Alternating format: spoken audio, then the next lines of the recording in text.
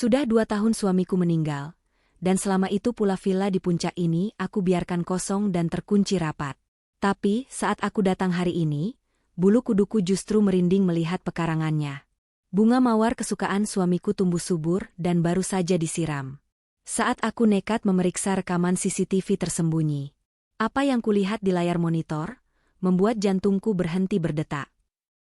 Sebelum ceritanya dimulai, silahkan tulis di kolom komentar dari daerah mana saja teman-teman yang menonton cerita ini. Jangan lupa like dan subscribe agar channel ini bisa semakin berkembang dan bisa mempersembahkan cerita yang lebih menarik lagi. Mobil sedan hitam itu melaju perlahan membelah kabut tipis yang menyelimuti kawasan puncak sore itu. Di balik kemudi, Davina menghela napas panjang. Tangannya mencengkeram setir dengan erat, mencoba menyalurkan rasa sesak yang tiba-tiba menghimpit dadanya. Sudah 2 tahun berlalu sejak Putra, suaminya, meninggal dunia karena serangan jantung mendadak. Selama 2 tahun itu pula, Davina tidak pernah berani menginjakan kaki ke villa peristirahatan mereka ini. Terlalu banyak kenangan manis yang menyakitkan di sana. Namun hari ini, ia harus memberanikan diri. Niatnya sudah bulat untuk menjual villa tersebut. Biaya perawatan yang mahal dan rasa sakit setiap kali mengingat tempat itu, membuat Davina merasa melepaskannya adalah jalan terbaik. Davina membelokkan mobilnya masuk ke jalan kecil berbatu yang mengarah ke gerbang villa. Ia sudah membayangkan akan melihat pemandangan yang menyedihkan. Rumput ilalang yang tinggi, tembok yang mengelupas, daun-daun kering yang berserakan, dan suasana angker rumah kosong yang tidak terawat. Ia bahkan sudah menyiapkan mental untuk menghabiskan tabungannya guna menyewa jasa pembersihan total sebelum memasang iklan jual. Namun, saat gerbang kayu villa itu terlihat di kejauhan, kening Davina berkerut. Ia melambatkan laju mobilnya, matanya menyipit memastikan penglihatannya tidak salah. Pemandangan di depannya sungguh di luar dugaan. Tidak ada rumput liar yang meninggi. Tidak ada cat yang kusam. Pagar kayu villa itu terlihat mengkilap seperti baru saja dipelitur ulang. Davina menghentikan mobilnya tepat di depan gerbang. Ia turun dengan langkah ragu. Angin dingin puncak menerpa gamis panjang yang ia kenakan, membuat kainnya berkibar pelan. Ia menyentuh kerudungnya, memastikan posisinya tetap rapi, lalu melangkah mendekati pagar. Matanya membelalak saat melihat pekarangan depan. Bunga-bunga mawar tumbuh dengan sangat subur dan rapi. Bukan sembarang mawar, melainkan mawar jenis impor yang dulu sangat disukai oleh almarhum Putra. Davina ingat betul betapa sulitnya merawat bunga jenis itu. Butuh ketelatenan, pupuk khusus, dan penyiraman yang teratur. Jika villa ini kosong selama 2 tahun, seharusnya tanaman-tanaman ini sudah mati mengering. Tapi yang dilihatnya justru sebaliknya. Kelopak-kelopak bunga itu mereka sempurna. Tanah di sekitarnya pun gembur dan basah, menandakan baru saja disiram pagi tadi atau sore ini. Jantung Davina berdegup kencang. Pertanyaan demi pertanyaan membanjiri kepalanya. Siapa yang merawat semua ini? Apakah Riko, sepupu Putra yang dulu dipercaya memegang kunci cadangan, yang melakukannya? Tapi Riko selalu mengeluh sibuk dengan pekerjaannya di luar kota, dan sering meminta uang pada Davina dengan alasan bisnisnya sedang seret. Rasanya mustahil Riko menyisihkan waktu dan uang untuk merawat villa yang lokasinya jauh ini. Davina meraba tas tangannya, mencari kunci gerbang. Dengan tangan gemetar, ia memasukkan anak kunci ke lubang gembok. Klik, terbuka. Gembok itu tidak berkarat sama sekali, sangat licin saat diputar. Davina melangkah masuk ke halaman. Suasana terasa begitu hidup, jauh dari kesan rumah kosong. Ia berjalan perlahan menuju pintu utama. Teras depan sangat bersih. Tidak ada debu tebal di lantai marmernya. Bahkan, ada sepasang sandal rumah yang tertata rapi di rak sepatu samping pintu. Sandal itu terlihat baru. Perasaan Davina semakin tidak enak. Ia merasa seperti tamu asing yang hendak masuk ke rumah orang lain, padahal sertifikat rumah ini jelas atas namanya dan nama almarhum Putra. Ia menempelkan telinganya ke pintu kayu jati yang kokoh itu. Hening. Tidak ada suara aktivitas dari dalam. Dengan napas tertahan, Davina memasukkan kunci pintu utama. Pintu terbuka dengan mulus tanpa suara derit engsel. Aroma ruangan langsung menyergap indera penciumannya. Bukan bau apek rumah tua, melainkan aroma pengharum ruangan lavender yang lembut. Itu adalah aroma kesukaan Putra. Davina melangkah masuk, kakinya gemetar saat menginjak karpet ruang tamu yang empuk dan bersih. Matanya menyapu sekeliling. Semuanya tampak sempurna. Tirai jendela yang mewah tersibak rapi membiarkan cahaya sore masuk. Sofa kulit di ruang tengah terlihat mengkilap. Meja kaca bersih tanpa noda sidik jari. Bahkan vas bunga di atas meja makan terisi bunga segar yang baru dipetik. Davina merasa bulu kuduknya meremang. Ini tidak mungkin pekerjaan hantu. Ini pekerjaan manusia. Seseorang telah tinggal di sini. Seseorang telah merawat rumah ini seolah-olah miliknya sendiri. Apakah ada tunawisma yang masuk? Tapi jika tunawisma, dari mana mereka punya uang untuk membeli pengharum ruangan mahal dan merawat taman seindah itu? Davina berjalan menuju dapur. Semuanya bersih. Kulkas menyala dan berdengung halus. Ia memberanikan diri membuka pintu kulkas. Isinya penuh. Ada buah-buahan segar, aneka minuman kemasan, sayuran, daging, dan bahan makanan lainnya. Tanggal kedaluarsa di kemasan susu menunjukkan bahwa barang-barang ini baru dibeli beberapa hari yang lalu. Davina menutup pintu kulkas dengan lemas. Ia mundur beberapa langkah, rasa takut mulai menjalar. Ia tidak sendirian. Siapapun yang tinggal di sini, bisa saja kembali kapan saja. Namun, rasa penasaran Davina mengalahkan rasa takutnya. Ia harus tahu siapa orang lancang yang berani menempati rumah peninggalan suaminya ini. Davina teringat sesuatu. Ruang kerja Putra. Di sana ada ruang rahasia di balik lemari buku, tempat Putra menyimpan brankas dan juga server untuk kamera CCTV tersembunyi. Putra adalah orang yang sangat peduli keamanan. Ia memasang kamera-kamera kecil di sudut-sudut tak terduga yang bahkan tidak diketahui oleh tamu biasa. Davina berdoa dalam hati, semoga sistem itu masih berfungsi. Ia bergegas menaiki tangga menuju lantai 2. Langkahnya dibuat seringan mungkin. Pintu ruang kerja Putra tertutup rapat. Davina membukanya perlahan. Ruangan itu juga bersih, sama seperti ruangan lainnya. Meja kerja Putra tertata rapi. Davina langsung menuju lemari buku besar yang menempel di dinding. Ia meraba bagian bawah rak ketiga, menekan sebuah panel kayu kecil yang tersembunyi. Terdengar bunyi klik pelan, dan lemari buku itu bergeser sedikit ke depan. Davina menariknya, membuka celah cukup untuk tubuhnya masuk ke ruangan sempit di belakangnya. Di dalam ruang rahasia itu, udara terasa sedikit pengap, tapi peralatannya masih ada. Davina duduk di kursi kecil di depan deretan monitor yang mati. Ia menekan tombol daya pada unit komputer utama. Lampu indikator berkedip, mesin berdengung pelan. Davina menahan napas, menunggu sistem menyala. Layar monitor berpendar, menampilkan logo sistem keamanan. Ia mengetikkan kata sandi yang hanya diketahui olehnya dan Putra, tanggal pernikahan mereka. Sistem terbuka. Layar terbagi menjadi beberapa kotak kecil, menampilkan pandangan langsung dari berbagai sudut villa. Ruang tamu, dapur, teras, kamar utama, semuanya terlihat kosong saat ini. Davina menghela napas lega, setidaknya saat ini tidak ada orang di dalam rumah selain dirinya. Namun, ia butuh jawaban. Tangannya menggerakkan tetikus, membuka menu rekaman arsip. Ia ingin melihat apa yang terjadi kemarin malam. Davina memilih berkas rekaman tertanggal 1 hari sebelumnya, pukul 8 malam. Video mulai diputar. Awalnya hanya ruangan kosong yang terlihat. Davina mempercepat laju video. Tiba-tiba, pintu utama terbuka. Lampu ruang tengah menyala. Davina mendekatkan wajahnya ke layar, matanya memicing. Sosok seorang pria masuk ke dalam bingkai kamera. Pria itu berjalan santai, seolah ia adalah pemilik rumah. Ia mengenakan baju koko putih dan kain sarung tenun. Davina menutup mulutnya dengan tangan, menahan pekikan. Baju dan sarung itu adalah milik Putra. Ia sangat mengenalnya. Saat pria itu berbalik menghadap ke arah kamera yang tersembunyi di balik jam dinding, wajahnya terlihat jelas. Itu Riko, sepupu Putra. Davina merasa darahnya mendesir. Jadi selama ini Riko yang menempati villa ini? Riko yang selalu mengaku hidup susah dan meminta belas kasihan Davina, ternyata hidup mewah di sini?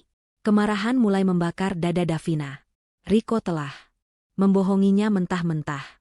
Tapi kejutan itu belum berakhir.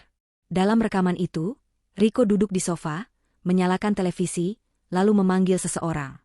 Dari arah tangga, turun seorang wanita.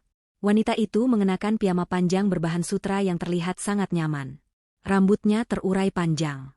Saat wanita itu melintas di bawah cahaya lampu kristal, Davina merasa jantungnya berhenti berdetak seketika. Wajah itu sangat akrab. Senyuman itu sering Davina lihat setiap minggu saat mereka bertemu di acara pengajian atau makan siang bersama. Itu Dita, sahabat terbaiknya. Davina merasa dunianya runtuh. Dita, sahabat yang selalu memeluknya saat ia menangis merindukan Putra. Dita, yang selalu berkata sabar dan menguatkan Davina. Dita, yang selalu berkata ia sedang sibuk mengurus butiknya, ternyata ada di sini. Di villa milik Davina. Bersama sepupu suaminya. Di layar monitor, Davina melihat Dita berjalan menghampiri Riko, membawa nampan berisi potongan buah dan 2 gelas minuman. Dita duduk di sebelah Riko. Sangat dekat, terlalu dekat untuk hubungan sekadar teman atau kerabat jauh. Riko merangkul bahu Dita dengan akrab, dan Dita menyandarkan kepalanya di dada Riko. Mereka tertawa, berbincang dengan santai, menikmati fasilitas villa yang seharusnya menjadi kenangan suci bagi Davina dan Putra. Air mata Davina menetes tanpa sadar. Bukan air mata kesedihan, melainkan air mata kemarahan yang luar biasa. Pengkhianatan ini terlalu menyakitkan. 2 orang yang paling ia percaya, ternyata menusuknya dari belakang dengan cara yang paling keji. Davina menaikkan volume suara pada rekaman itu. Audio yang tertangkap sedikit berisik, namun cukup jelas. Ia mendengar suara tawa Riko yang menggelegar. "Nyaman sekali ya, Dit. Tidak sia-sia kita rawat tempat ini," ucap Riko dalam rekaman itu sambil mengambil potongan apel. Dita tersenyum, lalu menyuapkan sepotong buah ke mulut Riko. "Tentu saja. Daripada dijual murah oleh janda bodoh itu, lebih baik kita yang nikmati. Lagi pula, dia tidak akan pernah curiga. Davina itu terlalu lugu. Dia pikir kamu sepupu yang berbakti dan aku sahabat yang setia." Tangan Davina mengepal kuat hingga kuku-kukunya memutih. Kata-kata Dita menamparnya lebih keras daripada pukulan fisik manapun. "Janda bodoh." Gumam Davina menirukan ucapan Dita dengan suara bergetar menahan amarah. Ia terus menatap layar, merekam setiap detail pengkhianatan itu dalam ingatannya. Namun, apa yang terjadi selanjutnya dalam rekaman itu membuat Davina menyadari bahwa masalah ini bukan sekadar perselingkuhan atau penyerobotan rumah. Ada sesuatu yang jauh lebih gelap, sesuatu yang membuat bulu kuduknya berdiri tegak. Riko terlihat bangkit dari sofa, berjalan mondar-mandir dengan wajah serius. "Tapi sampai kapan kita sembunyi-sembunyi begini? Kapan kita bisa balik nama sertifikatnya? Aku bosan harus pura-pura miskin di depan Davina." Dita tertawa kecil, suara tawanya terdengar dingin dan menakutkan. "Sabar, Mas. Semuanya butuh proses. Kita sudah berhasil menyingkirkan Putra 2 tahun lalu tanpa jejak.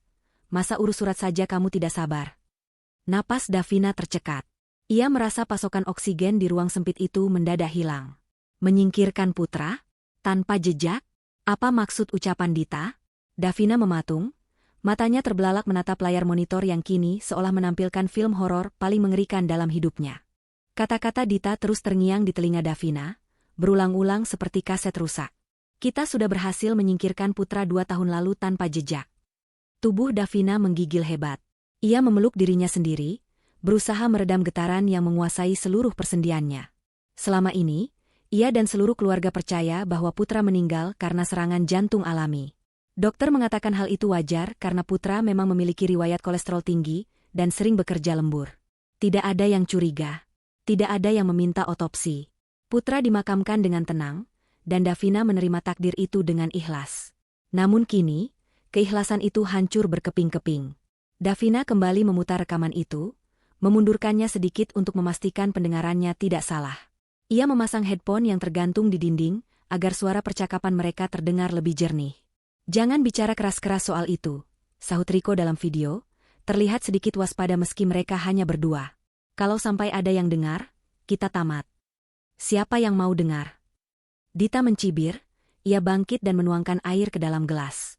"Villa ini terisolasi. Davina tidak akan kesini karena trauma, dan warga desa tidak peduli. Rencana kita sempurna, Mas. Obat herbal yang aku tukar dengan obat jantung Putra itu bekerja sangat lambat tapi pasti. Tidak ada racun yang terdeteksi, hanya gagal jantung biasa." Davina membekap mulutnya kuat-kuat agar isak tangisnya tidak pecah. Air mata mengalir deras membasahi pipinya. Jadi itu sebabnya. Davina ingat, sebulan sebelum kematiannya, Putra mengeluh obat jantungnya terasa berbeda, rasanya lebih pahit. Waktu itu Dita yang menawarkan diri mengambilkan obat Putra di apotek, karena Davina sedang sakit tifus. Dita bilang, apoteker mengganti mereknya dengan generik yang khasiatnya sama. Davina percaya begitu saja. Ternyata, itu adalah awal dari pembunuhan berencana terhadap suaminya. Sahabatnya sendiri yang membunuh suaminya, perlahan-lahan, hari demi hari, tepat di depan matanya. Rasa mual menyerang perut Davina. Ia ingin muntah. Ia ingin berteriak. Namun, insting bertahan hidupnya tiba-tiba menyala. Suara deru mesin mobil terdengar samar dari arah luar villa. Davina tersentak. Ia melepas headphone dan menajamkan pendengaran. Suara itu semakin jelas, mendekat ke arah gerbang. Jantung Davina berpacu liar. Ia melihat ke layar monitor yang menampilkan kamera gerbang depan. Sebuah mobil SUV putih berhenti di sana. Rico turun dari mobil untuk membuka pagar. Mereka datang. Panik melanda Davina. Mobilnya terparkir di dalam halaman, tepat di depan teras. Rico pasti akan melihatnya. Davina merutuki kebodohannya. Kenapa ia tidak memarkir mobil di luar? Ia terjebak. Tidak mungkin ia keluar sekarang dan berpapasan dengan mereka. Rico adalah lelaki yang besar dan kuat, dan jika mereka tahu Davina sudah mengetahui rahasia pembunuhan itu, nyawanya pasti tidak akan selamat. Davina melihat sekeliling ruang rahasia itu. Ruangan ini sempit. Hanya ada meja komputer dan rak arsip. Pintu masuknya tersembunyi di balik lemari buku di ruang kerja. Jika mereka tidak masuk ke ruang kerja, mungkin Davina aman. Tapi jika mereka masuk, di layar monitor, Davina melihat mobil Rico masuk dan parkir tepat di sebelah mobil sedan Davina. Rico dan Dita turun dari mobil dengan wajah tegang. "Mobil siapa ini?" tanya Rico. Suaranya tertangkap oleh mikrofon kamera teras. Ia mengelilingi mobil Davina, mengintip ke dalam. "Ini mobil Davina," seru Dita panik. Wajah cantiknya pucat pasi. "Kenapa dia ada di sini? Bukannya dia bilang mau ke rumah ibunya di Bandung?"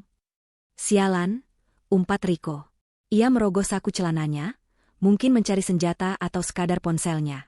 "Cari dia. Dia pasti ada di dalam. Jangan sampai dia melihat kita di sini." Davina tahu ia tidak punya banyak waktu. Ia segera mematikan monitor agar cahaya layarnya tidak terlihat dari celah lemari.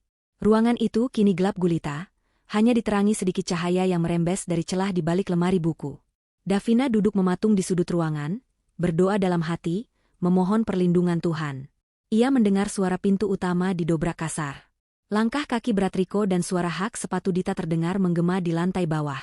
"Davina! Davina!" teriak Rico. Suaranya terdengar marah. "Keluar kau!" Terdengar suara barang-barang dibanting. Mereka memeriksa dapur, kamar tamu, dan toilet di lantai bawah. "Dia tidak ada di bawah," teriak Dita. "Cek lantai atas. Cek ruang kerja Putra." Jantung Davina rasanya mau copot mendengar perintah itu. Langkah kaki mereka menaiki tangga dengan cepat. Semakin dekat. Semakin keras. Pintu ruang kerja dibuka dengan kasar hingga menghantam dinding. Davina menahan napasnya, menekankan tangannya ke dada, berusaha meredam detak jantungnya sendiri yang terdengar seperti genderang perang di telinganya yang sunyi. Kosong. Suara Rico terdengar sangat dekat, hanya terpisah oleh lemari buku. "Dia tidak ada di sini." "Coba cek balkon," perintah Dita. Davina mendengar langkah kaki menjauh menuju pintu balkon. Ini kesempatannya, tapi ia tidak bisa keluar lewat pintu ruang kerja, karena ia harus melewati mereka. Ia teringat, ruang rahasia ini memiliki ventilasi udara kecil yang terhubung ke loteng, dan dari loteng ada jalan tikus menuju atap bagian belakang.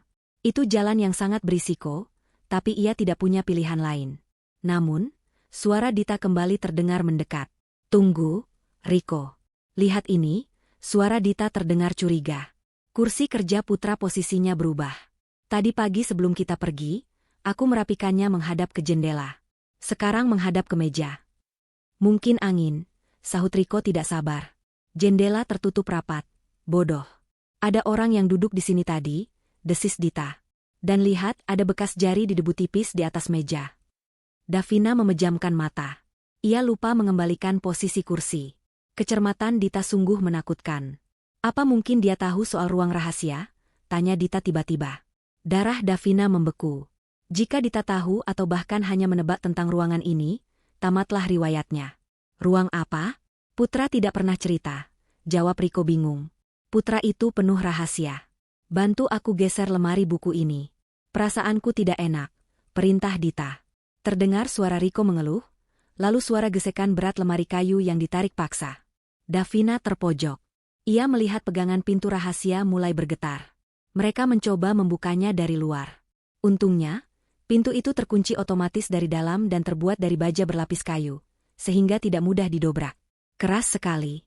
Seperti dipaku mati, gerutu Rico setelah mencoba menariknya. "Gunakan linggis atau palu. Ada di gudang bawah. Cepat ambil," perintah Dita dengan nada histeris.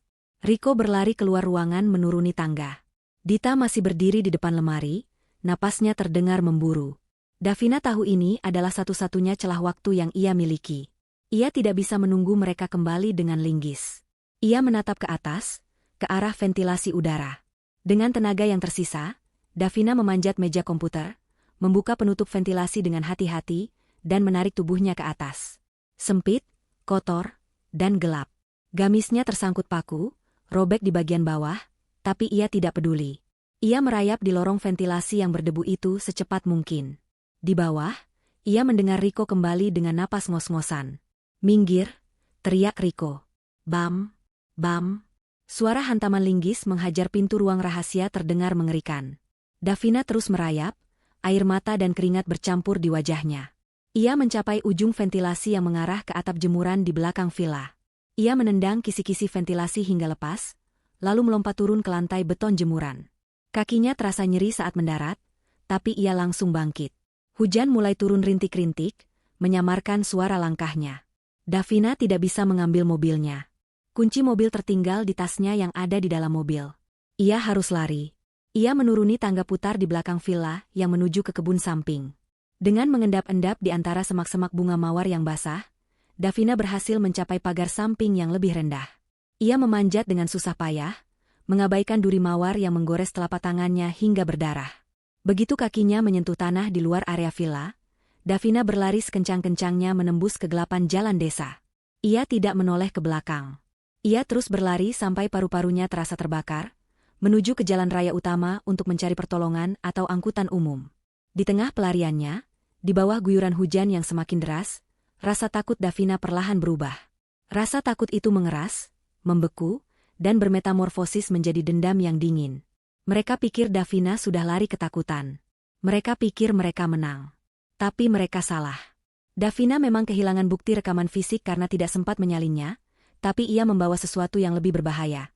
Ingatan dan pengetahuan tentang kejahatan mereka. Sambil menyeka air hujan di wajahnya, Davina bersumpah demi nama almarhum suaminya. Ia tidak akan lapor polisi sekarang. Itu terlalu mudah bagi mereka. Penjara terlalu mewah untuk pembunuh seperti Dita dan Riko. Davina akan menghancurkan mereka perlahan-lahan. Ia akan membuat mereka merasakan ketakutan yang sama, rasa sakit yang sama, sebelum akhirnya menyeret mereka ke neraka dunia yang sesungguhnya. Permainan baru saja dimulai. Hujan deras malam itu seolah berlomba dengan air mata yang membasahi wajah Davina. Ia berlari tanpa arah di pinggir jalan raya puncak yang gelap dan licin. Kakinya terasa perih, napasnya memburu, namun rasa sakit fisik itu tidak sebanding dengan rasa sakit di hatinya. Setiap langkah kakinya menghentak aspal, bayangan wajah Dita dan Riko yang tertawa di atas penderitaannya terus berputar di kepala. Davina akhirnya menemukan sebuah warung kopi kecil yang masih buka di pinggir jalan. Dengan tubuh menggigil kedinginan, ia meminta bantuan pemilik warung untuk memanggilkan ojek pangkalan. Ia tidak berani memesan taksi daring karena takut terlacak oleh Riko melalui aplikasi di ponselnya yang mungkin sudah disadap atau dipantau. Davina meminta diantar ke sebuah penginapan melati yang letaknya tersembunyi, jauh dari jalan utama, tempat yang tidak mungkin didatangi oleh orang-orang sekelas Dita dan Riko. Sesampainya di kamar penginapan yang sempit dan berbau lembab itu, Davina merosot duduk di lantai. Ia menatap pantulan dirinya di cermin lemari tua. Kerudungnya berantakan, gamisnya kotor penuh lumpur, dan wajahnya pucat pasi. Namun, di balik mata yang sembab itu, ada nyala api baru yang tidak pernah padam. Davina bersumpah ia tidak akan menjadi korban yang diam saja. Malam itu, ia tidak bisa tidur sedetik pun. Otaknya bekerja keras menyusun kepingan-kepingan memori masa lalu. Ia teringat kembali hari-hari menjelang kematian Pak Putra. Suaminya sering mengeluh dada berdebar dan keringat dingin setelah meminum obat. Saat itu, Davina ingin membawa Pak Putra ke dokter. Tapi Dita selalu mencegahnya dengan alasan Pak Putra hanya butuh istirahat dan obat herbal mahal yang ia bawakan lebih ampuh daripada obat kimia. Keesokan paginya, Davina memulai langkah pertamanya. Ia tidak langsung pulang ke Jakarta. Ia pergi ke pasar terdekat, membeli pakaian sederhana yang murah agar tidak mencolok, dan membeli sebuah ponsel bekas serta nomor baru. Ponsel lamanya ia matikan total dan ia simpan di dasar tas. Davina harus menjadi hantu bagi mereka. Setelah merasa cukup aman, ia menyewa mobil rental murah dari warga sekitar dan melaju menuju kota tempat apotek langganan almarhum suaminya berada. Ia ingat betul ucapan Dita dalam rekaman CCTV itu tentang menukar obat. Davina harus membuktikannya. Jika benar ada manipulasi obat, pasti ada jejaknya di apotek tersebut, entah itu catatan pembelian atau kesaksian pegawai. Apotek itu masih sama seperti 2 tahun lalu, terletak di ruko tua di pinggir kota. Davina melangkah masuk dengan jantung berdebar. Aroma obat-obatan yang khas langsung menyergapnya, membawa kembali kenangan saat ia sering menebus resep untuk Pak Putra. Di balik meja kasir, seorang pria muda berkacamata sedang sibuk menata botol vitamin. Davina mengenalinya. Itu Tony, asisten apoteker yang dulu sering melayani Pak Putra, karena Pak Putra selalu memberinya tip lumayan. Davina mendekat, berusaha bersikap tenang meski tangannya dingin dan berkeringat. Tony mendongak dan sedikit terkejut melihat Davina. Ia mengenali Davina meski penampilan wanita itu kini terlihat lebih kurus dan matanya menyeratkan kelelahan yang mendalam. Tony menyapa dengan ramah dan menanyakan kabar Davina. Davina menjawab seadanya, lalu perlahan mengarahkan pembicaraan ke topik utama. Ia berkata bahwa ia sedang merapikan berkas-berkas kesehatan almarhum suaminya untuk keperluan asuransi dan menemukan ada beberapa resep yang hilang catatannya. Davina meminta tolong pada Tony untuk mengecek riwayat pengambilan obat Pak Putra di bulan terakhir sebelum beliau meninggal. Tony tampak ragu sejenak karena itu melanggar privasi. Namun melihat wajah memohon Davina dan mengingat kebaikan almarhum Pak Putra, ia akhirnya luluh. Tony mulai mengetik di komputernya, mencari data arsip 2 tahun lalu. Hening yang panjang terjadi saat Tony menatap layar monitor. Davina meremas ujung kerudungnya, menahan napas. Tiba-tiba kening Tony berkerut dalam. Ia bergumam pelan, mengatakan ada sesuatu yang aneh. Davina mendesak, bertanya apa yang salah. Tony memutar layar monitor agar Davina bisa melihatnya. Ia menjelaskan bahwa pada bulan terakhir itu, resep obat jantung rutin dari dokter spesialis Pak Putra memang masuk ke sistem, namun statusnya tidak pernah ditebus. Obat itu dibatalkan pengambilannya. Sebagai gantinya, ada transaksi pembelian obat herbal impor dosis tinggi dan suplemen pemacu energi dalam jumlah banyak. Davina terperangah. Ia bertanya siapa yang melakukan transaksi itu. Tony mencoba mengingat-ingat. Ia bilang waktu itu yang datang bukan Pak Putra, melainkan seorang wanita yang mengaku sebagai kerabat. Wanita itu bilang Pak Putra ingin mencoba pengobatan alternatif dan dokter sudah setuju. Padahal obat herbal yang dibeli itu memiliki efek samping meningkatkan detak jantung secara drastis. Sangat berbahaya bagi penderita penyakit jantung koroner seperti Pak Putra. Tony mengaku sempat memperingatkan wanita itu, tapi wanita itu bersikeras dan bahkan menunjukkan surat kuasa yang ditandatangani oleh istri Pak Putra, yaitu Ibu Davina sendiri. Darah Davina mendidih. Ia tidak pernah menandatangani surat kuasa apapun untuk pembelian obat herbal itu.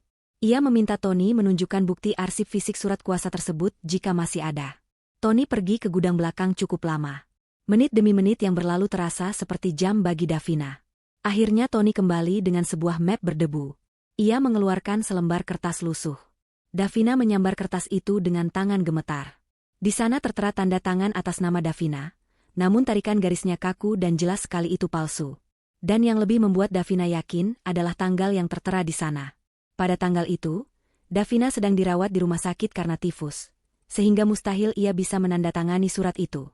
Davina bertanya pada Tony apakah ia ingat ciri-ciri wanita yang mengambil obat itu. Tony memejamkan mata, mencoba menggali ingatan lamanya. Ia berkata wanita itu cantik, rambutnya panjang, bicaranya sangat manis dan meyakinkan, serta wangi parfumnya sangat menyengat. Tony juga ingat wanita itu memakai gelang emas dengan liontin berbentuk huruf D. Deskripsi itu sudah lebih dari cukup. Itu adalah Dita. Gelang liontin huruf D itu adalah hadiah ulang tahun dari Davina untuk Dita 3 tahun lalu. Bukti ini sudah sangat telak. Dita bukan hanya meracuni pikiran Davina, tapi secara harfiah meracuni tubuh Pak Putra dengan menukar obat penyelamat hidupnya dengan racun yang mematikan. Davina meminta salinan semua bukti transaksi dan fotokopi surat kuasa palsu itu. Tony memberikannya dengan tatapan prihatin, seolah ia baru menyadari bahwa ia tanpa sengaja telah menjadi bagian dari tragedi kematian Pak Putra. Davina berterima kasih pada Tony dan berpesan agar Tony merahasiakan kedatangannya ini dari siapapun, terutama jika ada orang lain yang bertanya tentang resep Pak Putra. Setelah mengantongi bukti-bukti itu, Davina keluar dari apotek. Matahari siang yang terik tidak mampu menghangatkan tubuhnya yang terasa beku oleh kenyataan pahit. Di dalam mobil, Davina menatap lembaran kertas di tangannya. Ini adalah senjata pertamanya. Sebuah bukti pembunuhan berencana yang dilakukan dengan sangat rapi. Namun, Davina tahu ia belum bisa ke polisi sekarang. Rico dan Dita punya uang dan koneksi. Mereka bisa saja menyuap hukum atau menghilangkan bukti asli jika Davina bergerak gegabah. Davina harus menghancurkan mereka dari dalam, membuat mereka saling curiga, hingga mereka sendiri yang membongkar kejahatan mereka. Setelah mendapatkan bukti dari apotek, Davina memutuskan untuk memainkan peran terbaik dalam hidupnya. Ia tidak akan lari, ia akan menghadapi mereka. Davina mengaktifkan kembali ponsel lamanya. Seketika itu juga, ratusan notifikasi pesan dan panggilan tak terjawab dari Dita dan Riko membanjiri layar ponselnya.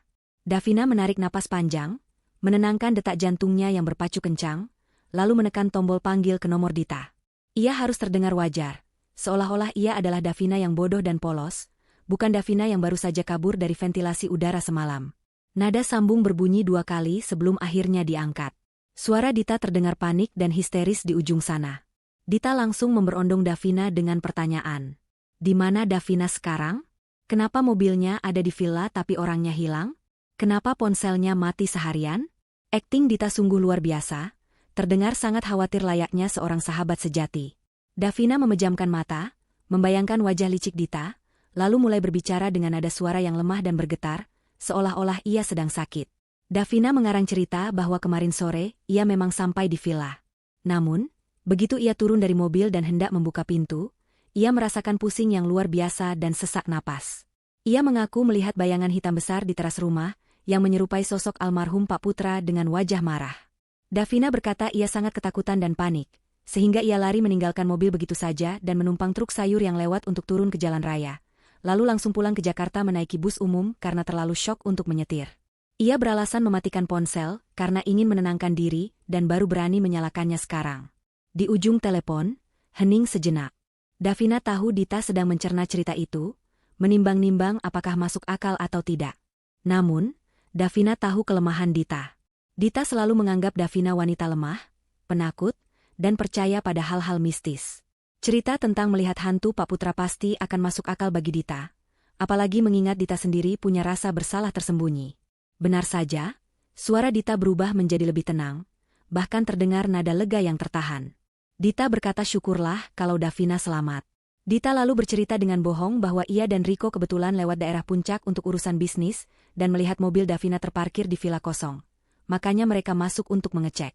Davina menahan rasa mual mendengar kebohongan itu. Ia berpura-pura berterima kasih pada Dita karena sudah peduli. Davina bahkan meminta tolong pada Dita dan Riko untuk membawakan mobilnya kembali ke Jakarta, karena ia masih terlalu takut untuk kembali ke villa itu. Dita dengan semangat menyanggupi. Ia berkata akan segera mengurus mobil itu dan mengantarkannya ke rumah Davina. Pembicaraan ditutup dengan Dita yang berjanji akan menemani Davina menenangkan diri nanti malam. Davina mematikan telepon dan melemparnya ke jok mobil. Ia tertawa getir. Mereka termakan umpannya. Sekarang, mereka merasa aman. Mereka pikir rahasia mereka masih terjaga. Dan rasa aman itulah yang akan menjadi kehancuran mereka. Malam harinya, Davina sudah kembali ke rumahnya di Jakarta. Ia membersihkan diri, memakai pakaian rumah yang rapi, dan menunggu kedatangan musuh-musuhnya. Sekitar pukul 8 malam, Dita dan Riko datang membawa mobil Davina. Mereka masuk rumah dengan wajah penuh keprihatinan palsu. Riko, yang kemarin Davina lihat di CCTV tertawa puas sambil merokok, kini berakting sebagai sepupu yang protektif. Ia menceramahi Davina agar tidak pergi sendirian ke tempat sepi seperti villa itu. Dita duduk di samping Davina, memegang tangannya, dan memijat bahunya pelan. Sentuhan tangan Dita terasa seperti bara api di kulit Davina. Namun Davina memaksakan diri untuk tersenyum lemah dan mengucapkan terima kasih. Saat Dita ke dapur untuk membuatkan teh, Davina melancarkan serangan pertamanya. Ia sengaja meletakkan sebuah amplop coklat di atas meja tamu, tepat di depan Riko duduk. Amplop itu kosong, tapi di luarnya Davina menuliskan satu kalimat dengan spidol merah, saksi mata 12 Agustus. Tanggal 12 Agustus adalah tanggal kematian Pak Putra. Riko yang melihat tulisan itu langsung menegang. Matanya membelalak menatap amplop itu, lalu menatap Davina dengan curiga. Davina pura-pura tidak sadar, ia sibuk mencari tisu di tasnya. Apa ini, Davina? Tanya Riko, suaranya terdengar tercekat. Tangannya menunjuk amplop itu. Davina menoleh dengan wajah polos. Oh, itu? Entahlah, tadi pagi ada di kotak pos depan rumah. Belum sempat aku buka. Mungkin surat tagihan atau apa. Kenapa, Mas Riko? Riko buru-buru menyembunyikan kegugupannya. Tidak apa-apa. Cuma tulisannya aneh. Saat Dita kembali membawa teh, Riko memberi kode mata pada Dita ke arah amplop itu. Wajah Dita pun berubah pucat seketika. Suasana ruang tamu yang tadinya hangat penuh sandiwara, kini berubah menjadi tegang dan dingin. Davina menikmati setiap detiknya. Ia melihat keringat dingin mulai muncul di pelipis Riko. Setelah mereka pulang, Davina tahu mereka tidak akan bisa tidur nyenyak. Dan benar saja, Davina tidak berhenti di situ.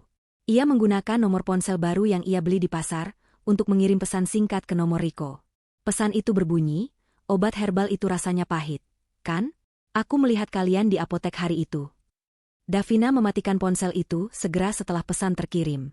Ia membayangkan kepanikan yang terjadi di antara mereka saat ini. Di dalam mobil perjalanan pulang, Riko membanting setir ke pinggir jalan. Ia menunjukkan pesan itu pada Dita. Wajah Riko merah padam karena marah dan takut. Siapa yang mengirim ini? Siapa yang tahu? Teriak Riko. Dita merebut ponsel itu. Matanya bergerak liar membaca pesan singkat tersebut. Tidak mungkin ada yang tahu. Tony si asisten apoteker itu sudah aku beri uang tutup mulut waktu itu. Jangan-jangan dia berkhianat? Atau jangan-jangan Davina tahu? Tuduh Riko panik. Tidak mungkin Davina. Kamu lihat sendiri tadi dia seperti orang bodoh yang ketakutan melihat hantu. Bantah Dita keras, meski suaranya terdengar ragu. Ini pasti orang lain. Seseorang memeras kita. Pertengkaran hebat terjadi di dalam mobil mewah itu. Mereka saling menyalahkan. Riko menuduh Dita ceroboh saat membeli obat, dan Dita menuduh Riko terlalu paranoid. Aliansi jahat mereka mulai retak. Ketakutan adalah senjata yang paling ampuh untuk memecah belah kesetiaan. Di rumahnya yang sunyi, Davina duduk di kursi kerja almarhum suaminya. Ia menatap foto pernikahan mereka yang tergantung di dinding. Tenang saja, Mas, bisik Davina pelan. Mereka baru saja mencicipi hidangan pembuka. Hidangan utamanya belum aku sajikan. Davina mulai menyusun rencana berikutnya, rencana yang akan membuat Riko dan Dita merasa diteror oleh bayang-bayang dosa mereka sendiri, hingga mereka berharap lebih baik mati daripada hidup dalam ketakutan. Ketakutan adalah hantu yang paling nyata. Sejak menerima pesan ancaman dari nomor tidak dikenal itu, kehidupan Riko dan Dita berubah menjadi mimpi buruk yang tak berujung. Mereka tidak lagi bisa tidur nyenyak. Setiap dering telepon membuat mereka terlonjak kaget. Riko menjadi paranoid, terus-menerus mengintip dari balik tirai jendela apartemennya, curiga bahwa ada orang yang mengawasi. Sementara Dita, di balik wajah tenangnya yang mulai retak, sibuk memikirkan cara untuk menyelamatkan dirinya sendiri. Mereka berdua sampai pada kesimpulan yang sama, yaitu mereka butuh uang tunai dalam jumlah besar secepat mungkin. Uang itu rencananya akan digunakan untuk menyuap si pemeras misterius, atau jika keadaan memburuk, sebagai bekal untuk kabur ke luar negeri. Satu-satunya sumber harta yang belum mereka keruk adalah simpanan emas batangan milik Pak Putra yang diakini Riko tersembunyi di balik dinding villa di puncak. Malam itu juga, mereka memutuskan kembali ke villa. Riko memacu mobilnya membelah jalanan tol menuju puncak dengan kecepatan tinggi. Di kursi penumpang, Dita duduk gelisah sambil memilin ujung blus sutra yang dikenakannya. Tidak ada percakapan hangat seperti biasanya. Udara di dalam mobil terasa berat dan mencekam. Sesampainya di villa, suasana terasa jauh lebih dingin dari sebelumnya. Kabut tebal turun menyelimuti pekarangan, membuat bunga-bunga mawar yang indah itu terlihat samar dan menyeramkan seperti tangan-tangan yang menggapai dari dalam tanah. Riko membuka pintu utama dengan kasar, menyalakan semua lampu yang ada di rumah itu. Ia tidak ingin ada satu sudut pun yang gelap. Tanpa mereka sadari, Davina sudah berada di sana lebih dulu. Ia tahu pola pikir mereka. Keserakahan akan selalu menuntun mereka kembali ke tempat harta itu berada. Davina memarkir mobil sewaannya jauh di area hutan pinus, lalu menyelinap masuk melalui pintu belakang yang kuncinya hanya ia dan Pak Putra yang tahu. Kini, Davina bersembunyi di dalam ruang kontrol rahasia di balik lemari buku, tempat yang sama saat ia melihat pengkhianatan mereka pertama kali. Namun kali ini, Davina tidak hanya diam menonton. Ia memegang kendali atas sistem rumah pintar, Smart Home, yang baru dipasang Pak Putra beberapa bulan sebelum meninggal. Sebuah sistem yang Riko dan Dita tidak pernah tahu cara mengoperasikannya dengan benar. Riko dan Dita mulai membongkar ruang tengah. Riko membawa palu besar, mengetuk-ngetuk dinding di dekat perapian, mencari bunyi yang berbeda yang menandakan adanya rongga penyimpanan. Suara ketukan palu itu menggema di seluruh rumah yang sunyi. Dita membantu dengan memegang senter, wajahnya tampak lelah dan tertekan. Saat mereka sedang sibuk berdebat tentang posisi brankas, Davina memulai aksinya. Melalui panel kontrol di ruang rahasia, ia mematikan aliran listrik ke ruang tengah secara tiba-tiba. Gelap gulita. Dita menjerit kaget. Riko mengumpat keras, menyalakan senter ponselnya dengan tangan gemetar. Hanya mati lampu biasa, jangan histeris, bentak Riko, meski suaranya sendiri terdengar panik. Nyalakan gensetnya, Mas. Aku tidak suka gelap, rengek Dita. Belum sempat Riko bergerak, terdengar suara musik klasik mengalun pelan dari arah kamar tidur utama di lantai atas. Itu adalah lagu favorit Pak Putra, lagu yang selalu diputar almarhum saat sedang bersantai sore hari.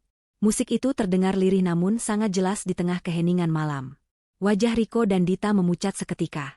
Mereka saling pandang dengan mata terbelalak. Siapa yang menyalakan musik itu? Bisik Dita, tubuhnya merapat ke arah Riko.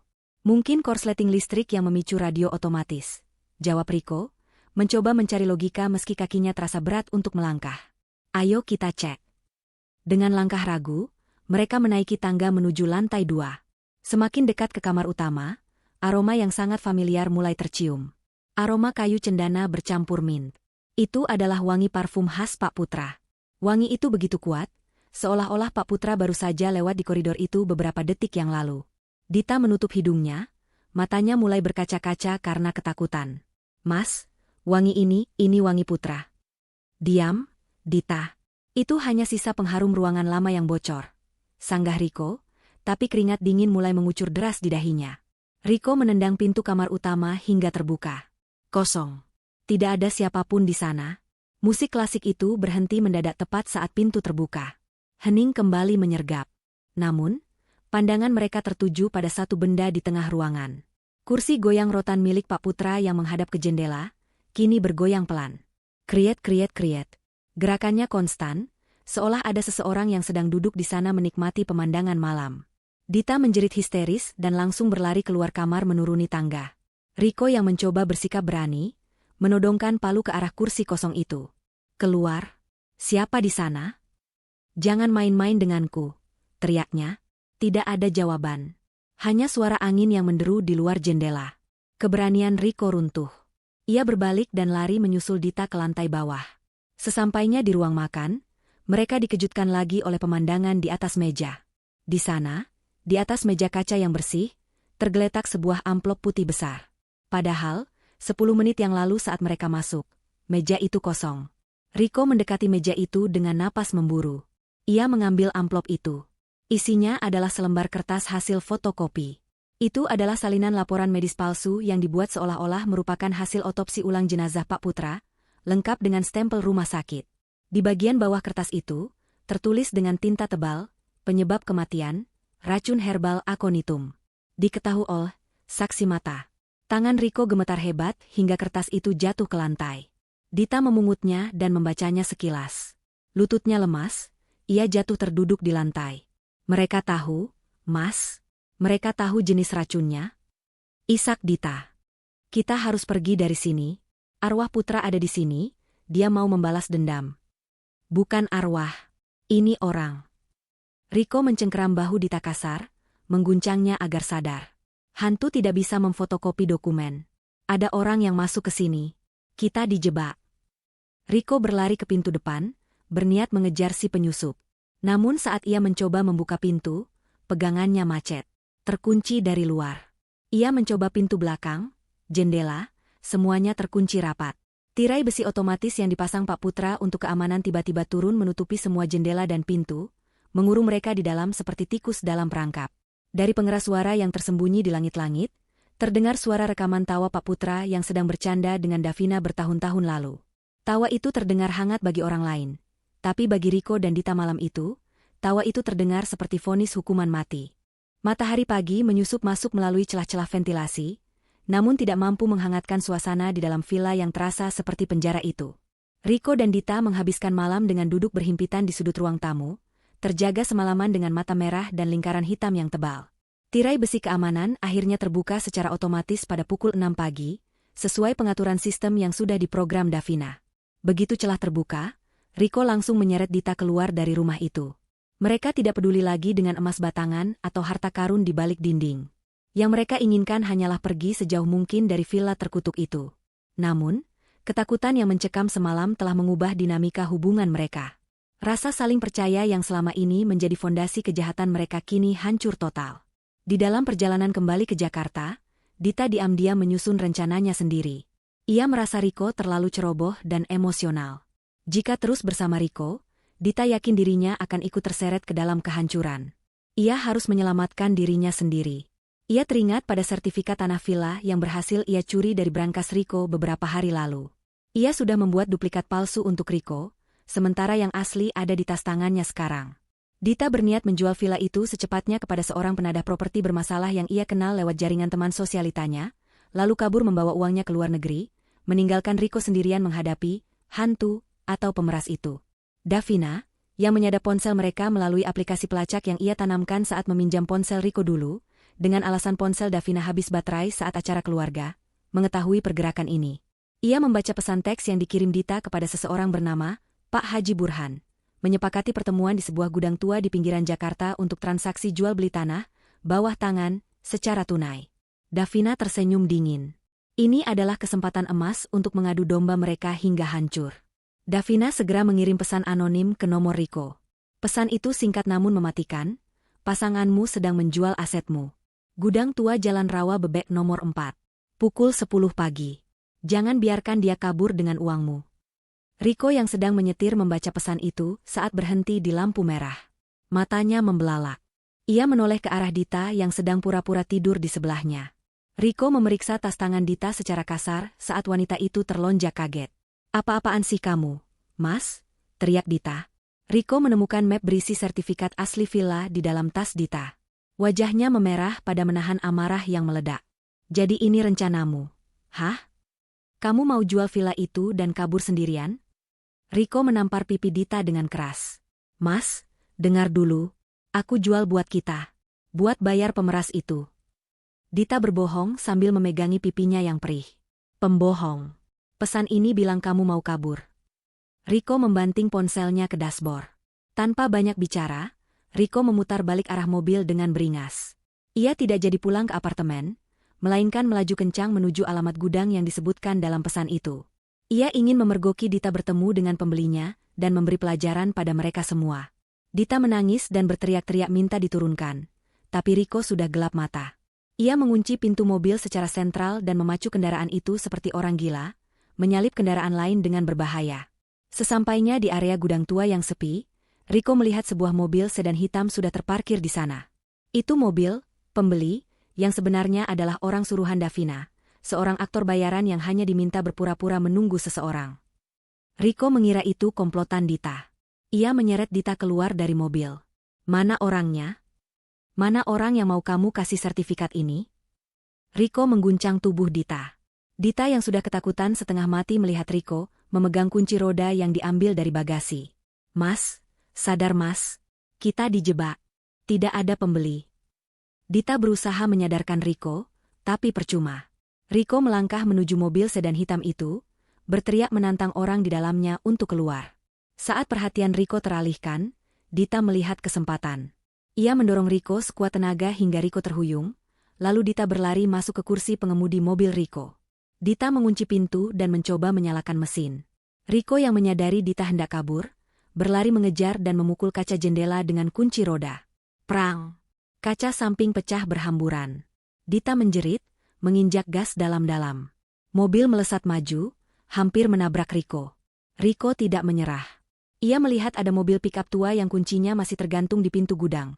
Sebuah kebetulan yang sebenarnya juga sudah diatur oleh Davina yang menyewa gudang itu. Riko melompat masuk ke pikap itu dan mengejar Dita. Kejar-kejaran mobil terjadi di jalanan sepi menuju arah luar kota. Dita yang panik menyetir dengan tidak terkendali. Ia melihat Riko semakin dekat dari kaca spion. Wajah sepupu Pak Putra itu terlihat seperti iblis yang siap mencabut nyawanya. Di sebuah tikungan tajam, Dita kehilangan kendali. Mobil mewah itu selip, menabrak pembatas jalan, dan berputar beberapa kali sebelum akhirnya berhenti dengan posisi miring menghantam pohon besar. Asap mengepul dari kap mesin. Riko menghentikan pick-up-nya tepat di belakang mobil Dita. Ia turun dengan napas memburu, kunci roda masih di tangannya. Ia berjalan mendekati bangkai mobil mewah itu. Dita masih sadar, terjepit di antara kemudi dan kursi, darah mengalir dari pelipisnya membasahi kerudung yang ia kenakan. Ah, tidak, Dita tidak mengenakan kerudung, melainkan blus mewahnya yang kini terkoyak. Ia merintih minta tolong saat melihat Riko mendekat. Namun, alih-alih menolong, Riko justru tertawa histeris melihat kondisi Dita. "Mau lari kemana lagi kamu? Dita sayang, kita ini satu paket. Kalau aku hancur, kamu juga hancur." Tiba-tiba, terdengar suara sirine polisi meraung-raung mendekat dari kejauhan. Davina telah menelepon polisi melaporkan adanya kecelakaan dan perkelahian brutal di lokasi tersebut. Riko panik. Ia tidak bisa tertangkap di sini dengan senjata di tangan dan kondisi Dita yang parah. Ia juga membawa sertifikat asli di sakunya. Insting kriminalnya mengambil alih. Ia menarik paksa Dita keluar dari mobil yang ringsek, mengabaikan teriakan kesakitan wanita itu. "Bangun. Kita harus pergi dari sini," bentak Riko. Ia menyeret Dita masuk ke dalam pick-up tua itu. "Mas, sakit tulang rusukku patah," rintih Dita. "Diam atau ku habisi kau di sini." Riko memutar pick-up itu dan kabur ke arah jalan tikus yang menuju kembali ke puncak. Di benak Riko yang sudah kacau, hanya ada satu tempat yang aman. Villa itu. Villa dengan sistem keamanan tinggi dan dinding tebal. Ia berpikir jika ia bisa sampai di sana, ia bisa bersembunyi, mengambil emas di balik dinding, lalu kabur lewat hutan di belakang villa. Ia tidak sadar bahwa ia justru sedang berlari masuk kembali ke dalam mulut singa. Davina memang menginginkan mereka kembali ke sana. Panggung terakhir sudah disiapkan, dan kali ini, tidak akan ada jalan keluar bagi mereka. Mobil pick-up tua yang dikemudikan Riko meraung keras saat menanjak jalanan curam menuju villa. Mesinnya yang tua dipaksa bekerja melampaui batas, memuntahkan asap hitam pekat ke udara pegunungan yang dingin. Di kursi penumpang, Dita meringkuk kesakitan. Wajahnya lebam, napasnya tersendat-sendat karena rasa nyeri yang menusuk di bagian rusuknya akibat benturan keras saat kecelakaan tadi. Tidak ada lagi Dita yang anggun, tidak ada lagi wanita sosialita yang sombong. Yang ada hanyalah sosok wanita ketakutan yang terjebak bersama seorang pria yang kini terlihat seperti orang gila. Riko mencengkeram kemudi dengan mata melotot. Mulutnya terus bergumam tidak jelas tentang emas, sertifikat, dan rencana pelarian. Bagi Riko, villa itu adalah satu-satunya benteng pertahanan terakhir. Ia yakin polisi tidak akan bisa menyentuhnya di sana. Setidaknya sampai ia berhasil mengambil harta simpanan Pak Putra dan kabur lewat jalan hutan di belakang bukit. Begitu sampai di halaman depan villa, Riko tidak memarkir mobil dengan benar. Ia membiarkan mobil itu berhenti miring di tengah pekarangan bunga mawar yang indah, melindas beberapa tanaman kesayangan almarhum Pak Putra tanpa rasa bersalah. Riko turun, berlari memutar ke pintu penumpang, dan menyeret Dita keluar. Dita menjerit kesakitan saat lengannya ditarik kasar, namun Riko tidak peduli. Ia memapah, atau lebih tepatnya menyeret, Dita menuju pintu utama.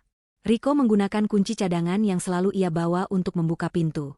Begitu mereka masuk, Riko langsung membanting pintu dan menguncinya rapat-rapat, lalu menumpuk kursi dan meja ke depan pintu sebagai barikade, seolah-olah polisi akan mendobrak masuk detik itu juga.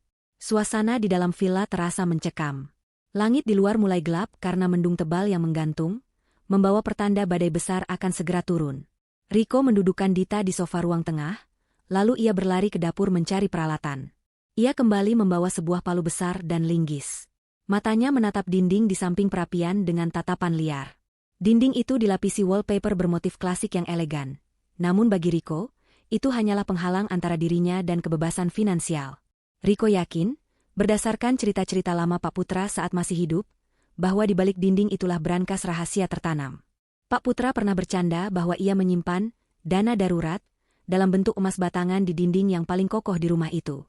Tanpa membuang waktu, Riko mulai menghantamkan palu ke dinding. Bam, bam. Suara hantaman itu menggema ke seluruh ruangan, memecah kesunyian villa. Debu semen dan serpihan batu bata mulai berhamburan mengotori lantai marmer yang bersih. Dita terbatuk-batuk karena debu, ia mencoba memohon pada Riko untuk berhenti. Dita merasa ada yang tidak beres dengan rumah ini. Perasaannya mengatakan bahwa mereka sedang diawasi. Namun Riko sudah tuli terhadap akal sehat. Ia terus memukul, merobek wallpaper, menghancurkan plesteran semen, hingga akhirnya denting logam terdengar. Tang! Mata Riko berbinar. Ia memukul lebih keras di area itu, merontokkan sisa-sisa semen hingga terlihatlah sebuah pintu brankas besi berwarna hitam yang tertanam kokoh di dalam dinding. Riko tertawa histeris. Ia menjatuhkan palunya dan berlutut di depan brankas itu, seolah sedang menyembah berhala. Tangannya gemetar saat meraba permukaan besi dingin itu. Akhirnya, tiket kebebasannya ada di depan mata. Emas batangan senilai miliaran rupiah pasti ada di dalamnya. Cukup untuk hidup mewah di luar negeri dan melupakan semua kekacauan ini. Namun, tawa Riko terhenti mendadak saat ia melihat panel kunci brankas tersebut. Itu bukan kunci putar biasa, melainkan panel digital yang membutuhkan 6 digit kode angka. Riko mencoba memasukkan tanggal lahir Pak Putra. Lampu merah berkedip, diikuti bunyi bep panjang tanda salah. Riko mencoba lagi, kali ini memasukkan tanggal kematian Pak Putra. Salah lagi. Keringat dingin mulai bercucuran di dahi Riko. Ia menoleh ke arah Dita yang masih terbaring lemah di sofa. Riko bangkit dan mencengkeram kerah baju Dita. Ia mengguncang tubuh wanita itu dengan kasar. Riko berteriak menanyakan apakah Dita tahu kombinasi angka yang mungkin digunakan Pak Putra. Dita menangis, menggelengkan kepala. Ia berkata bahwa Pak Putra tidak pernah memberitahunya soal brankas, apalagi kodenya. Riko tidak percaya, ia menuduh Dita menyembunyikan sesuatu. Di tengah kepanikan Riko yang mencoba menebak-nebak sandi, tiba-tiba lampu di seluruh villa padam total. Kegelapan menyergap seketika, membuat ruangan itu menjadi gulita pekat. Dita menjerit ketakutan.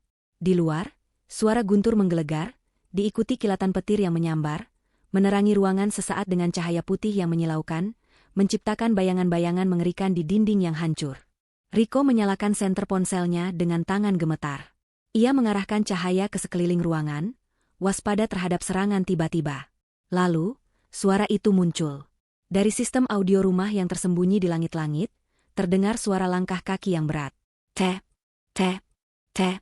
Suara itu terdengar seperti seseorang sedang berjalan mondar-mandir di lantai 2, tepat di atas kepala mereka. Riko menodongkan linggis ke langit-langit, berteriak menantang siapapun yang ada di sana untuk turun. Namun suara langkah kaki itu berhenti, digantikan oleh suara rekaman yang sangat mereka kenal. Itu adalah suara almarhum Pak Putra. Suara itu terdengar jernih, tenang, namun penuh wibawa, seolah-olah Pak Putra sedang berdiri di ruangan itu bersama mereka. Kamu tahu kenapa aku membangun villa ini? Suara Pak Putra menggema di kegelapan. Untuk tempat berlindung keluargaku. Bukan untuk tempat persembunyian para pengkhianat. Dita menutup telinganya, menangis histeris. Ia memohon ampun, bersujud di lantai, mengira arwah Pak Putra benar-benar datang menuntut balas. Riko yang awalnya skeptis, kini mulai goyah. Bagaimana mungkin ada rekaman suara yang begitu spesifik? Apakah Pak Putra sudah tahu rencana busuk mereka sejak dulu dan menyiapkan rekaman ini? Riko merasa terjepit. Ia kembali berbalik ke arah brankas, mencoba membukanya dengan paksa menggunakan linggis. Ia mencungkil celah pintu brankas kuat tenaga, mengabaikan suara Pak Putra yang terus berbicara tentang kejujuran dan kesetiaan. Kalian menginginkan emas itu? Suara rekaman Pak Putra kembali terdengar, kali ini dengan nada yang lebih dingin. Emas itu ada. Tapi hanya orang yang tulus yang tahu kuncinya. Orang yang mengingat hari paling bahagia dalam hidupku. Riko terdiam. Hari paling bahagia? Ia mencoba mengingat-ingat. Tanggal pernikahan Pak Putra? Ia sudah mencobanya tadi, tapi gagal. Kelahiran anak mereka yang meninggal saat bayi? Salah juga. Riko frustrasi. Ia memukul pintu brankas dengan tangan kosong hingga berdarah. Sementara itu, Dita yang meringkuk di lantai tiba-tiba teringat sesuatu. Davina. Kunci dari semua ini pasti berhubungan dengan Davina. Pak Putra sangat mencintai istrinya. Hari paling bahagia bagi Pak Putra pasti berkaitan dengan Davina. Coba tanggal pertama kali mereka bertemu, Mas. Bisik Dita dengan suara parau. Putra pernah cerita padaku, dia jatuh cinta pada pandangan pertama tanggal 14 Februari, saat hujan deras di halte kampus. Riko menatap Dita ragu, tapi ia tidak punya pilihan lain. Dengan tangan gemetar dan diterangi cahaya kilat yang menyambar-nyambar dari jendela, Riko menekan tombol angka di brankas. 1, 4, 0, 2, 9, 5. Hening sejenak. Lalu terdengar bunyi klik mekanis yang halus. Lampu indikator di brankas berubah menjadi hijau. Pintu brankas terbuka sedikit. Riko bersorak kegirangan. Ia merasa menang. Ia merasa telah mengalahkan hantu Pak Putra.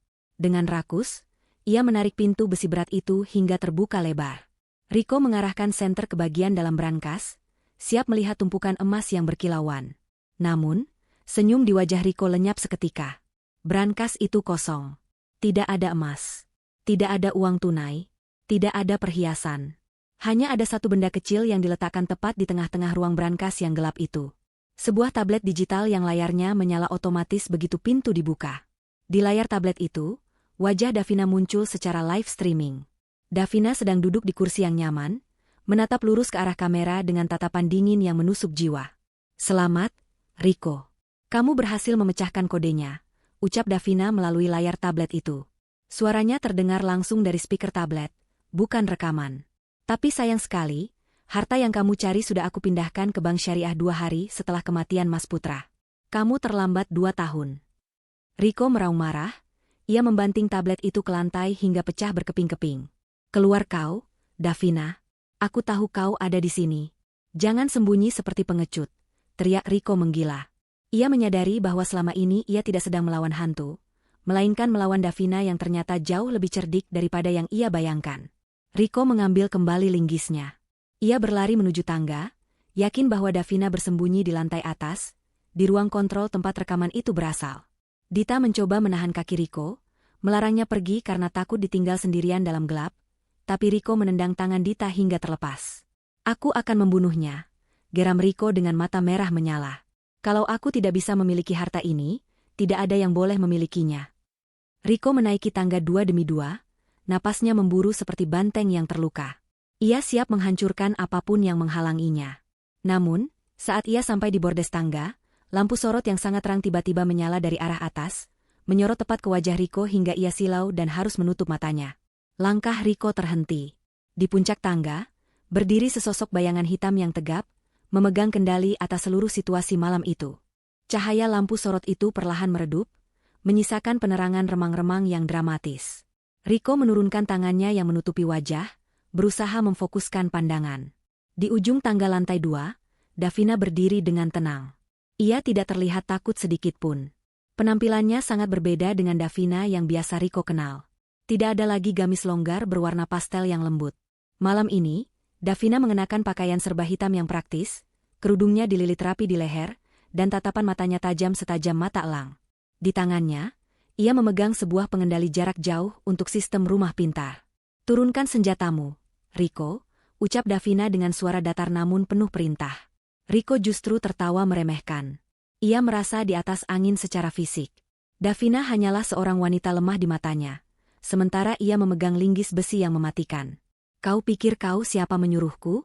Kau sendirian di sini, Davina. Tidak ada polisi, tidak ada satpam. Kau baru saja membuat kesalahan terbesar dalam hidupmu dengan menampakkan diri. Riko kembali melangkah naik, linggis diangkat tinggi-tinggi siap untuk dihantamkan. Namun, Davina tidak bergeming. Ia hanya menekan satu tombol di pengendali jarak jauhnya. Tiba-tiba, dari sisi kiri dan kanan dinding tangga, menyembur gas asap pemadam api otomatis. Asap putih tebal itu langsung menyelimuti Riko, membuatnya batuk-batuk hebat dan kehilangan orientasi. Riko terhuyung mundur, matanya perih bukan main. Ia mengayunkan linggisnya membabi buta ke udara kosong, tapi tidak mengenai apapun. Mas Putra memasang sistem keamanan ini untuk melindungi kami dari perampok. Suara Davina terdengar bergema dari speaker di dinding, karena ia menggunakan mikrofon agar suaranya terdengar jelas di tengah kekacauan itu. Tapi dia tidak pernah menyangka, perampoknya justru adalah saudaranya sendiri. Di bawah, Dita yang mendengar keributan itu mencoba menyeret tubuhnya ke arah pintu keluar. Ia ingin kabur.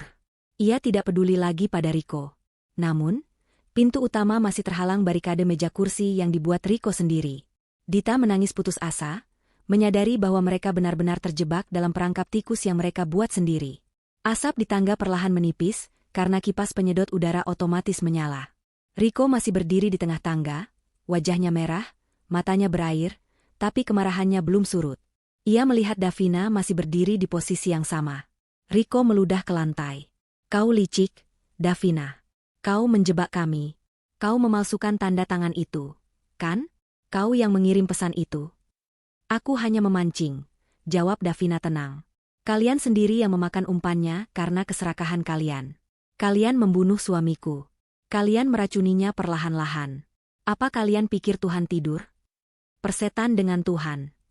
Riko berteriak, suaranya menggelegar memenuhi ruangan. Pengakuan itu akhirnya keluar, dipicu oleh provokasi Davina. Ya, aku yang merencanakannya. Aku yang menyuruh Dita menukar obat sialan itu. Putra itu bodoh. Dia punya segalanya tapi dia pelit. Dia memberiku gaji buta yang kecil sementara dia hidup mewah. Dia pantas mati. Dan kau juga akan menyusulnya malam ini.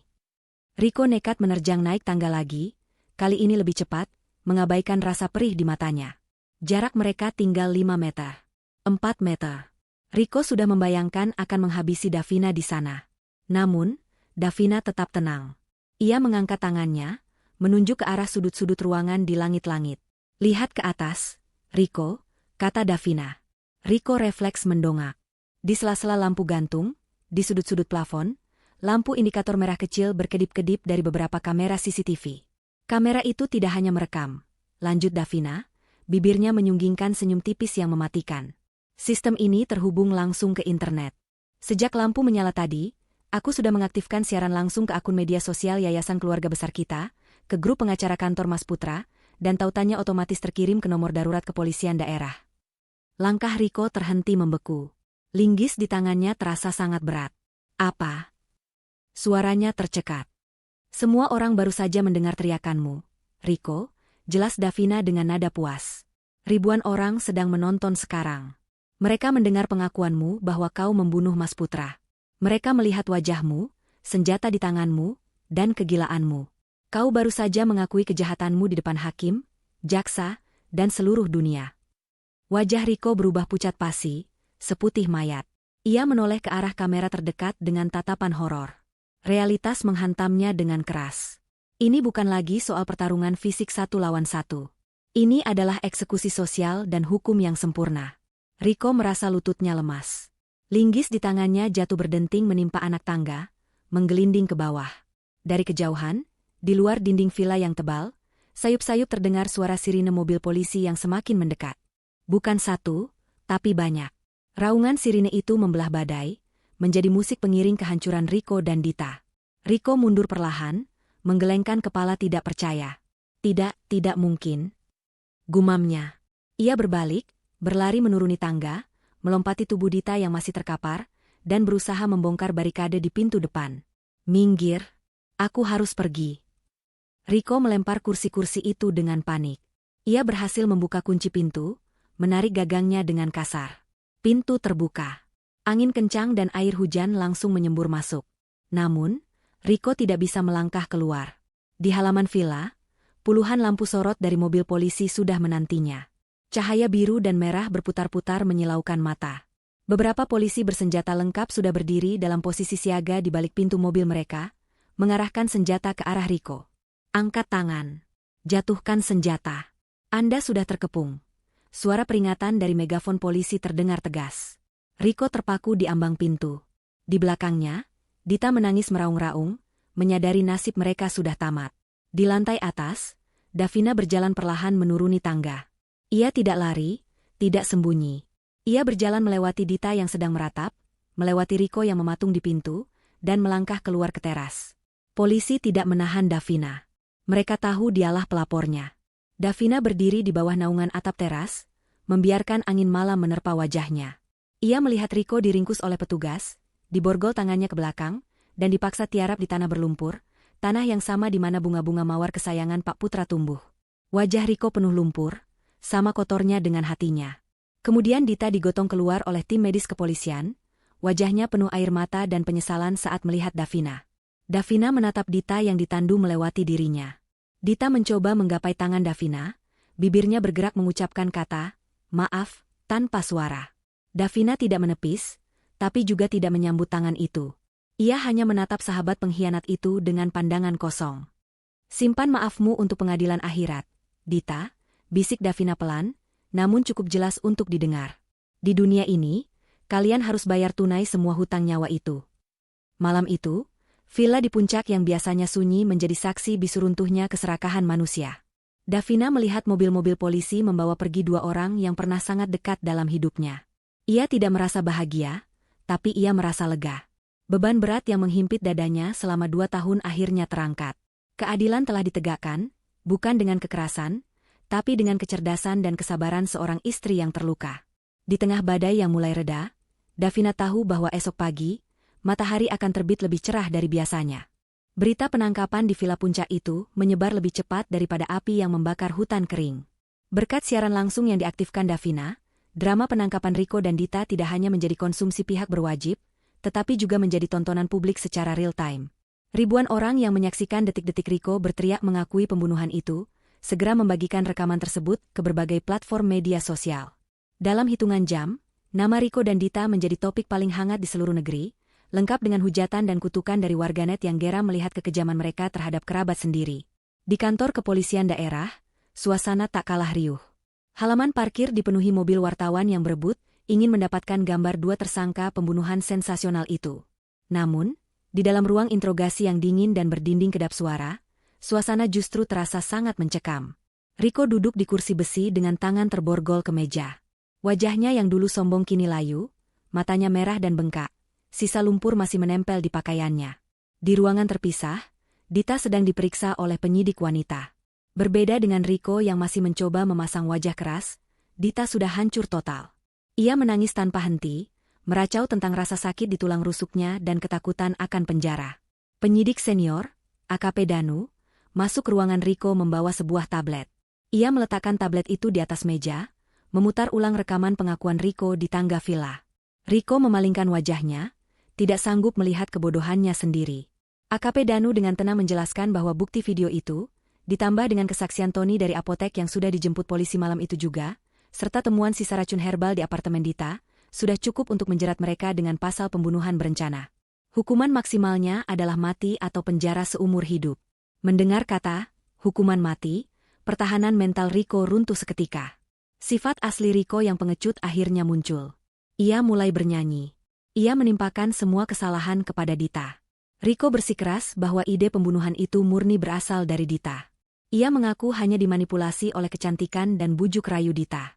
Riko bercerita bahwa Dita yang mencari jenis racun yang sulit dideteksi, Dita yang memalsukan surat kuasa, dan Dita yang mendesak untuk segera menguasai aset-aset Pak Putra. Riko berusaha meyakinkan penyidik bahwa dirinya hanyalah korban keadaan yang ikut terseret karena cinta buta. Ia bahkan memohon-mohon agar diizinkan bertemu Davina untuk meminta maaf, berharap sepupu iparnya itu masih punya sisa belas kasihan. Sementara itu, di ruang sebelah, Dita yang diperdengarkan rekaman suara Riko yang sedang menyalahkannya, meledak dalam kemarahan histeris. Merasa dikhianati oleh kekasih gelapnya, Dita membalas dengan membongkar semua peran Riko tanpa sisa. Dita mengungkapkan bahwa Rikolah yang memiliki motif finansial paling kuat, karena terlilit utang judi online yang sangat besar.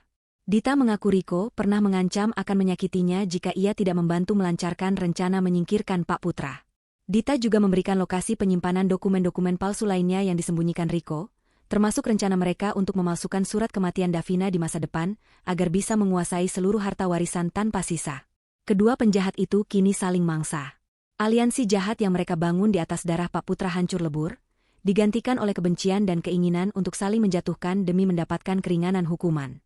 Polisi mencatat semuanya dengan rapi. Semakin mereka saling tuduh, semakin lengkap kepingan puzzle kejahatan ini. Davina, yang duduk di ruang tunggu ditemani pengacara keluarga, mendengarkan laporan singkat dari AKP Danu dengan wajah datar. Tidak ada rasa senang melihat kehancuran mereka, hanya rasa lega yang mendalam bahwa kebenaran akhirnya terungkap. Keesokan harinya, media massa memampang wajah Riko dan Dita di halaman depan dengan judul besar yang memalukan. Reputasi sosial mereka hancur berkeping-keping. Keluarga besar Riko yang selama ini membela dan memanjakannya, kini berbalik membuangnya. Mereka malu mengakui Riko sebagai anggota keluarga. Bisnis butik Dita langsung bangkrut karena diboikot oleh pelanggan, dan semua asetnya disita sebagai barang bukti hasil pencucian uang. Mereka benar-benar kehilangan segalanya, kebebasan, harta, nama baik, dan masa depan.